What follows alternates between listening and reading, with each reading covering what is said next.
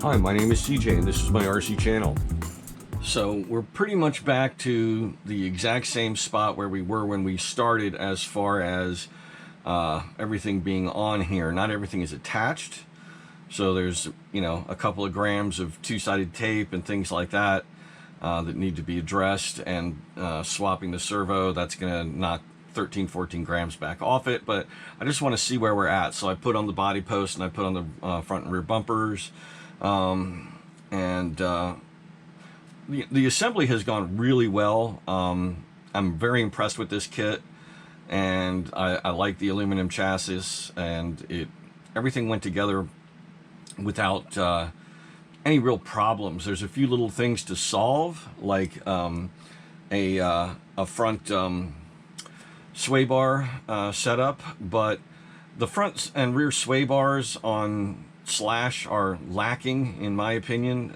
They're kind of an afterthought, and I've ordered a couple of sway bar pieces, mounts, and I'm going to try to do a much better job of mounting this front sway bar in particular, because that seems to be where that level of control is needed most, is up in front on the Slashes.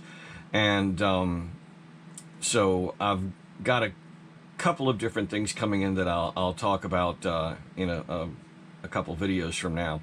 But the general plan is that I'm going to drill holes in the aluminum deck, and I'm going to tap those holes for threads, and I'm going to actually mount the mounting pieces, the brackets, to that aluminum structure there, and so it'll be a much sturdier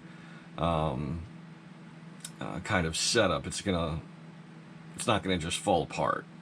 So let's see what this weighs out at. Let's try to get things centered in.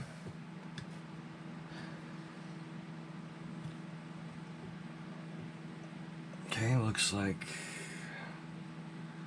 everything's centered on a scale, and we've got total weight of 1901 grams, and we started out at 1983. So I've lost, when you include the servo that I'm going to be swapping out, and a few other things that I'm probably going to change. For example, the shock towers. I've been using these aluminum shock towers. I have my doubts as to whether they're that much stronger than the RPM short towers, which weigh 13 grams less, 12 grams less. So the two of these combined would be another 25 grams, 10 grams for the servo, a few other knickknacks. I will probably shave at least 100 grams off of this build from where I started, which isn't huge, but it's not bad either. It's hard to shave weight off vehicles that are already fairly minimalist, and I've gone from an all plastic chassis to aluminum chassis and managed to lose weight, which is also very surprising. I've got a new drive shaft coming in, which may save us a little bit of weight as well, because that's a carbon fiber. I've got two ones that I'm going to test. One is uses small outdrive style attachment points and a long dog bone instead of this fluted, slotted aluminum tube. And the other one uses a carbon fiber connecting rod with metal endpoints. So we'll see how that does. So hopefully, I'm going to go whichever one provides the smoothest running solution as far as that goes, even if it gains a little weight back. There's also a handful of screws on here that I'm going to be replacing with titanium or aluminum screws. I pretty much did everything in stainless because I had it. But I've got a lot of aluminum hardware coming in, and and a bunch of titanium hardware coming in. Now the titanium hardware I can swap for the stainless straight up. And the aluminum hardware, I just need to be careful about where I put it. For example, mounting these two body posts up here, it's not going to save a lot of weight, but you know, we're probably talking half a gram maybe at most, maybe a gram combined, but that adds up. I mean, that's how you get from 193 excuse me, 1983 grams to 1901 grams. To be honest, I was surprised, and continue to be surprised that I was able to lose any weight at all, considering that I was going from a plastic chassis to this, you know, solid aluminum chassis. If they were to do a little more lightening on this chassis in the extraneous areas, like along the sides here, grinding away some of these sections of 4 mil down to thinner levels, this could shed even more weight, probably without bothering the strength, because the real strength comes from this center core here and the combination of the upper and the lower. So, you know, the outer edges here, you know, they're already compromised with these lightning sections for the motor here, the servo. Those areas could be thinned out even further and bring the weight down, you know, another 25 grams maybe, because that is probably the single heaviest piece on the car. But again, you know, the quest for lightening the vehicle, I was more interested in it handling better, it being structurally sounder, the connection between front and rear being tighter, and coming up with a better overall driveline, a lighter driveline. And I think I can't prove that it's occurred, but I think I've removed a lot of unsprung weight. I think most of the weight saved is out here at the suspension points from the kingpins outward, because I did things like replace the turnbuckles for turnbuckles that were, you know, like almost half the weight of the original turnbuckles. These axles were slightly lighter, and the outdrive sections of these axles are definitely lighter. Now, I wish I had done measurements on this, and I'm kind of going to have to go by how the body fits over the car, because I think that these outdrives are a little narrower than the ones that I replaced.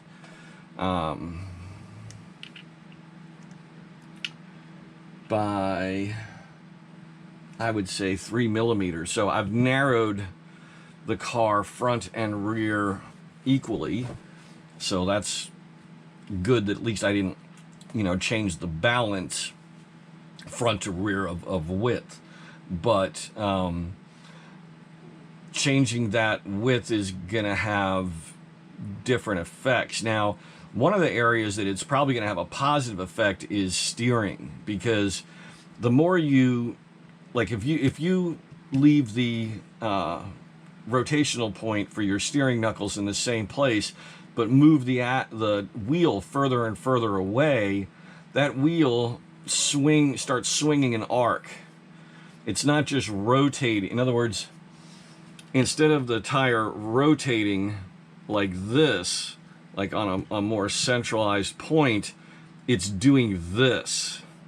It's being swung around, and the further out you go, the more dramatic that pendulous effect gets, and that radically changes steering geometry depending on how much of a turn you're making. So that's not a good thing, to have that standoff. On the flip side of things, it's going to allow me to go with narrower bodies. So I'm going to have to make sure that I measure the width of my vehicle, and that I check all the bodies that I'm running to make sure that things are going to fit now. I might be able to get standoffs, but I don't want to do that. I mean, one of the things okay, here's what I could do. If I wanted to go back to that same width, if there was a handling issue, if you recall, these kits come with the 12 millimeter out drives for the axles, and then I put on a 17 millimeter adapter that didn't just bolt on here the way these guys do. It replaced this out drive altogether with a piece that accepts the 17 millimeter fixture, and so there's no nut on the end here. It uses a different attachment mechanism. So if I wanted to, I could disassemble these hubs, put in the original ones that are included with the axles, which I have not been used at all. I just set them aside, which would allow for the 12 millimeter hex, and then use this 17 millimeter conversion kit to regain that offset. I'm not sure I'm going to do that. I want to see how the vehicle drives first. When you narrow a vehicle, you are in effect lengthening the wheelbase as far as the ratio of width to length. Does that make sense? In other words, if the car is less square, it's now more of a rectangle. The wider you go without changing the length, the more the car becomes this kind of a square thing versus something with a decent amount of wheelbase. Now, wheelbase has an effect of, the suspension being able to react from one bump to another, how fast the front suspension recovers before the rear suspension hits the next bump, that same bump that the front end just did. And whether these things are positives or negatives, again, there's theory for weeks on this stuff that we could discuss, but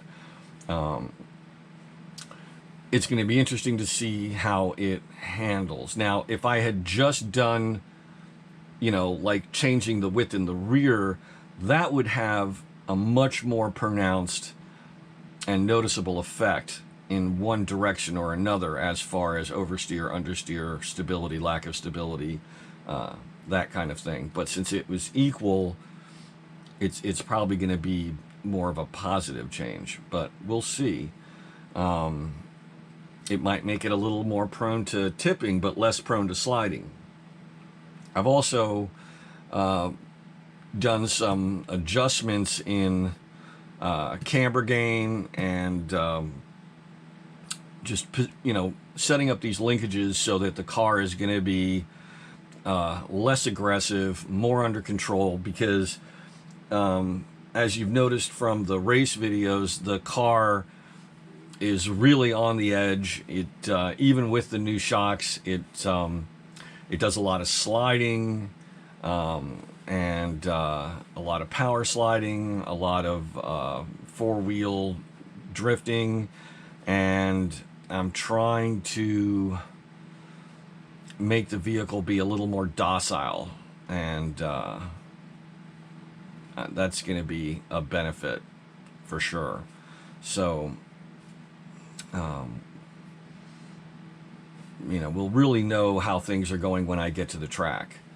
And unfortunately, like I said, this is the last weekend, so I'm not going to have time to see how this how the diff removal setup will work, at least not in a race environment. So I'll have to go to a parking lot, set up my own little track, but it's going to be getting colder and colder. It's going to be harder and harder to get the tires up to temp, and it's going to be harder and harder to get good comparison data because the conditions are going to be steadily going in a negative direction as far as traction goes. So but I'll keep testing and changing stuff and figuring out what works best. And I hope you guys are enjoying these videos.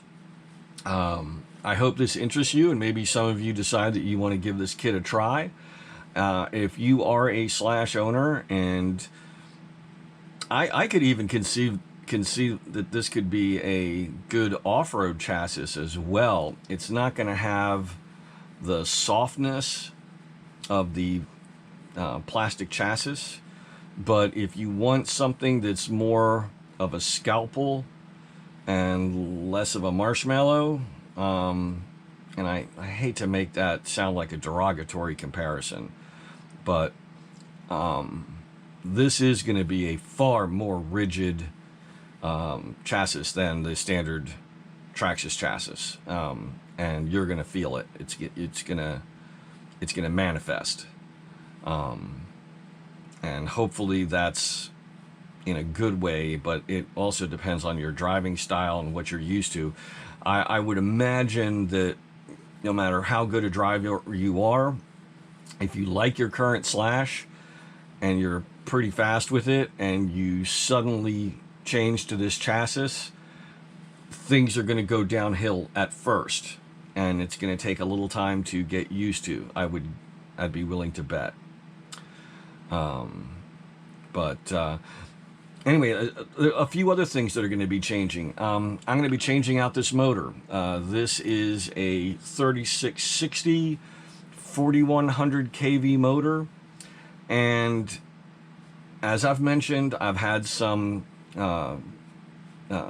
power fall off issues. I don't know if I'm overheating or if the battery's being drained too suddenly.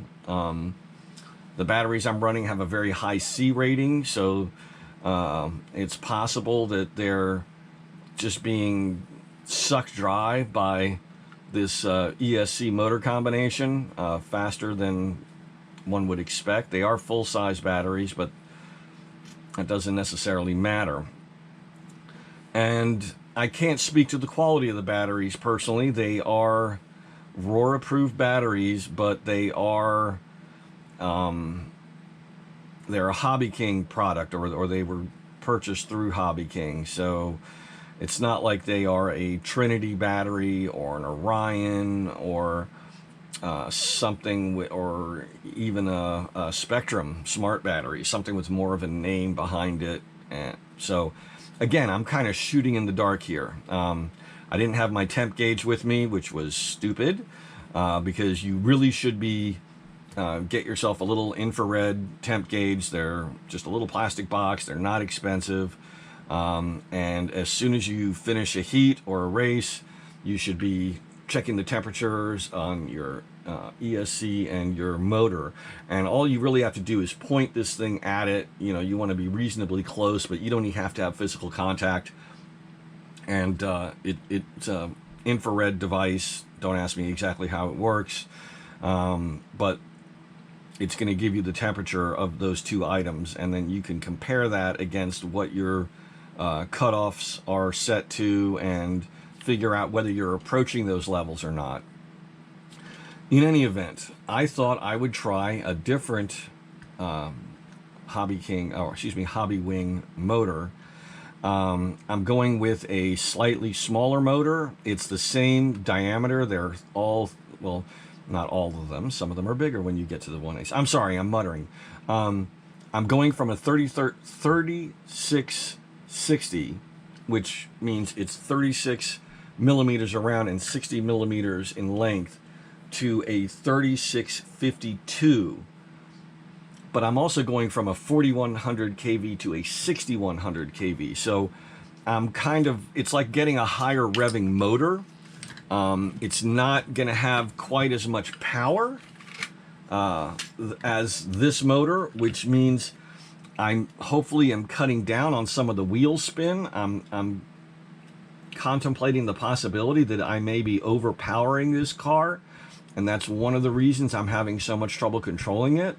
And is that this thing is just ripping all four tires loose, and that could also be why it's overrunning. And over the course of 3 or 4 minutes, I'm building up too much heat in the ESC and the motor, and it's shutting down on me. So that motor also knocks a pretty decent amount of weight off the car too. So that's going to further tighten the belt on this vehicle. So that's going to be interesting to see how that does. And I'm hoping I get that before this weekend, and I can solder it up Thursday or Friday night and have it ready for the weekend racing. I'd really like to try that and let you know if those problems go away. Of course, I'm not really going to know why they went away, because I've done these diff changes to hopefully reduce some of that wheel spin. I mean, it's basically a whole new car at this point. There's so many things that are different, from an entirely new chassis to radically different diff fluid configuration, much thicker all the way around, you know, way thicker front, way thicker rear, massively thicker in the center. And I'm going to be switching the motor, and the only things that haven't changed is the shocks. And I'm thinking about going a little softer in the rear on the spring rate, but we'll see. That's not a huge change.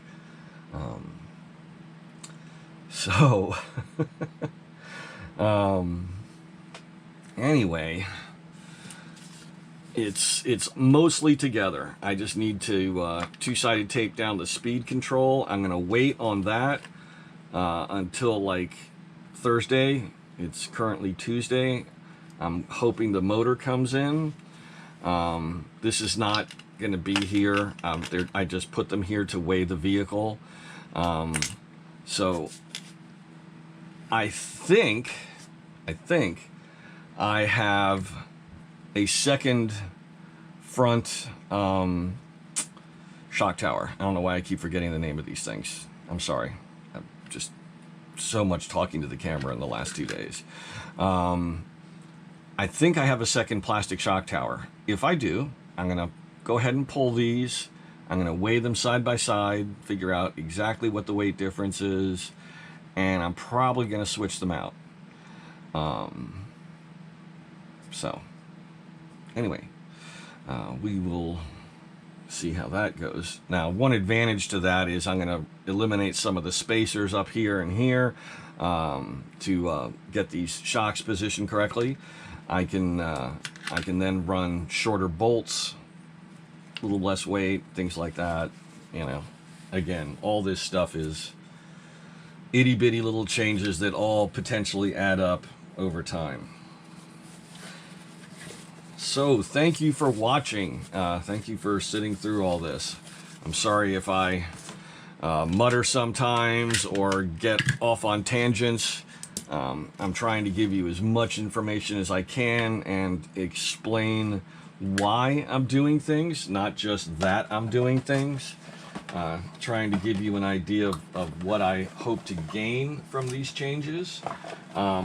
One of the really nice things about this these Techno kits is that they give you little handling primers.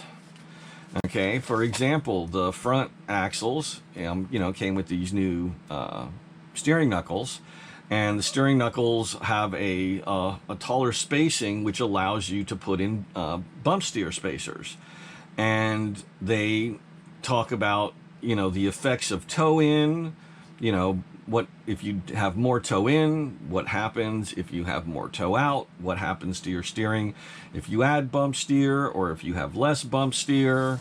And for the rear hubs, they talk about if you have, because there's two pairs. Remember, this kit came with a 0.5 degree toe in and a 1.5 degree toe in. So those are fixed pieces, so all you can do is swap, you know, one for the other. You also have the two mounting positions, which is giving you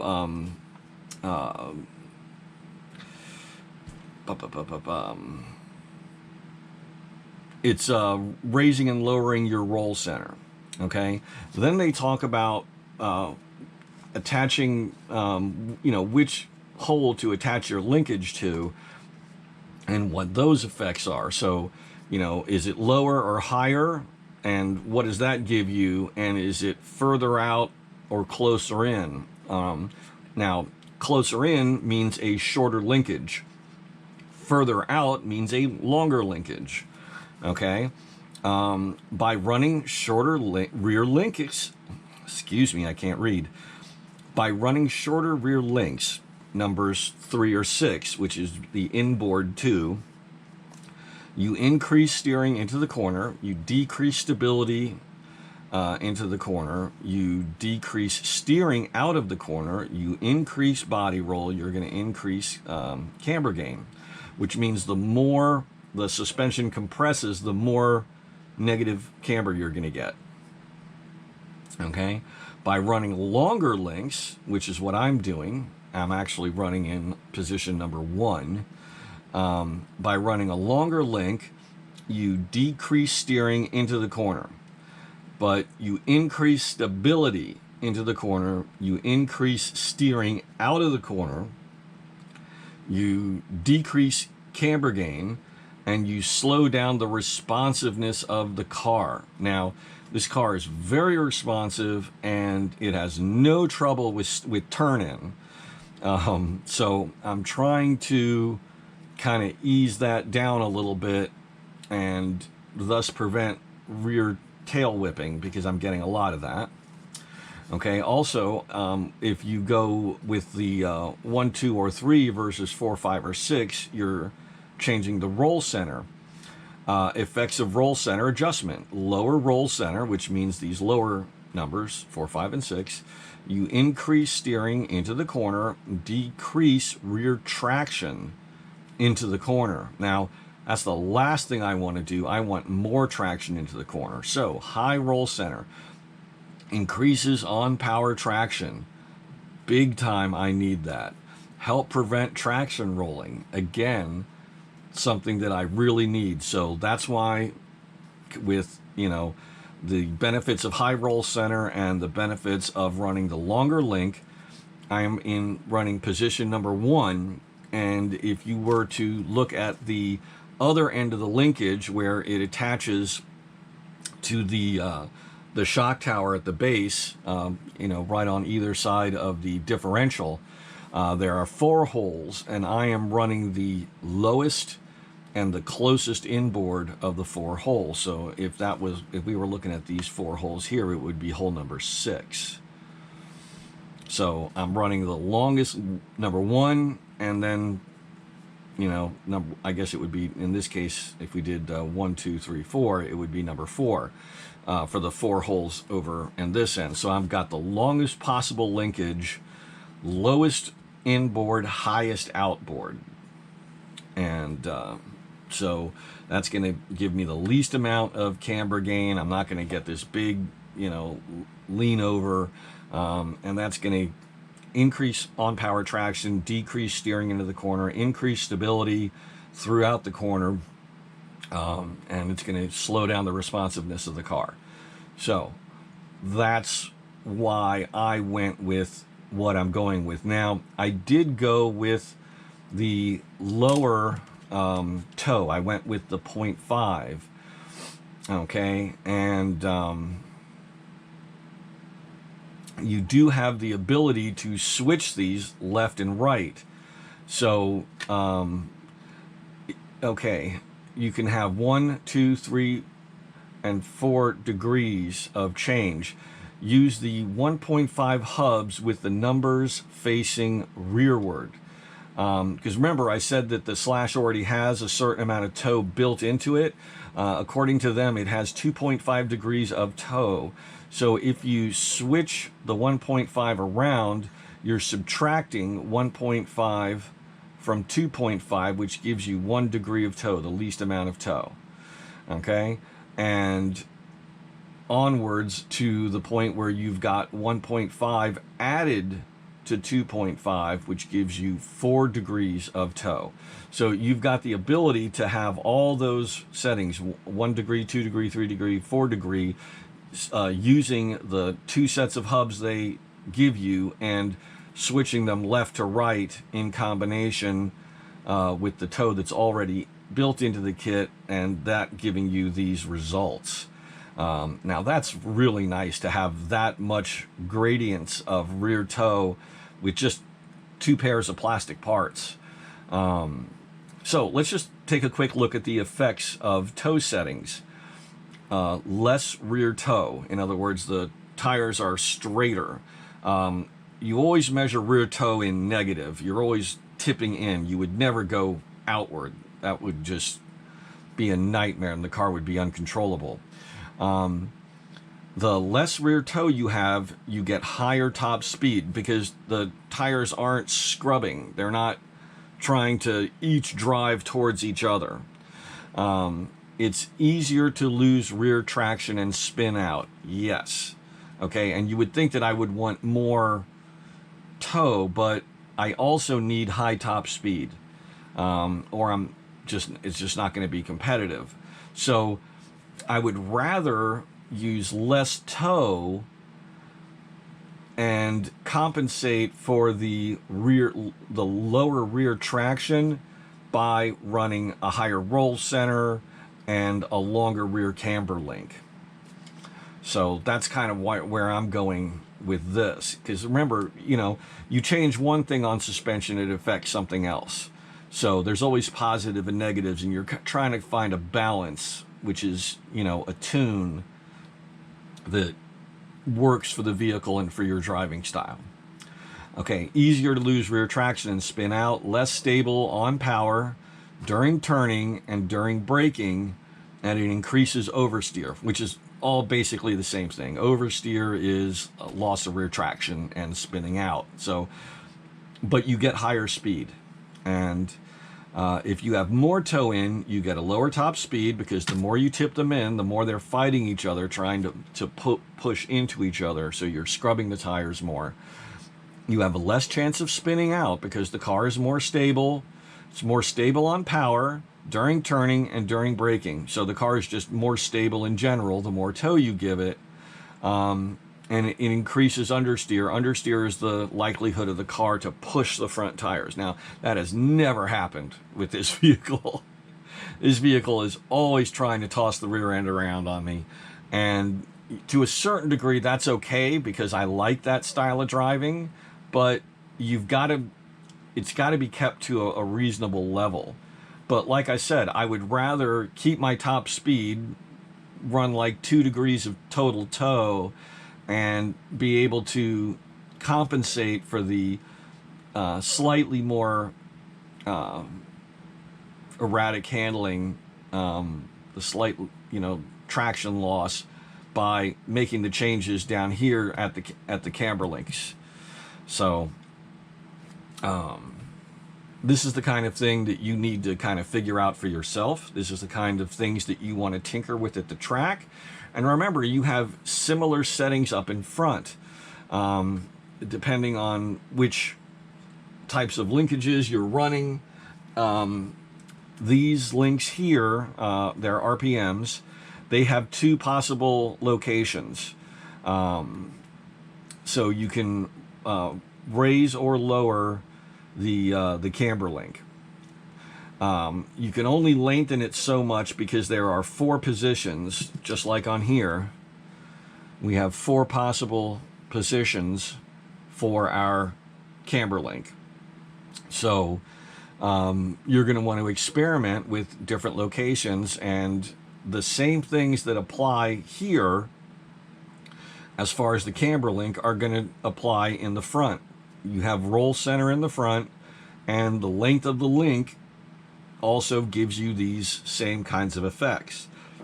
Excuse me, you just have less options in the front because you only have 2 vertical positions versus and you have 2 here, but on front you don't have 3 in length, so you can't lengthen the link any more than the distance from here to here. But that can still have a dramatic effect. So, I'll try to photograph these and put them up. I don't know if that's a copyright violation or not. I don't know. I did purchase this stuff, but then again, that doesn't mean anything. Just because you buy someone's book doesn't mean you can publish, you know, a few thousand copies of it or a few million on the internet. So I don't think they would mind. This is pretty much public information anyway. I could show you 1,000 books and references and web pages that all discuss these same things. Just copying it word for word is questionable. We'll see. Anyway, I've already read it to you and discussed it, so if you want to go through the video, listen to what I say, and write it down, I pretty much read you everything that's on here. So you could type up your own little reference. I hope you enjoyed this video. Please click like and please subscribe to my channel.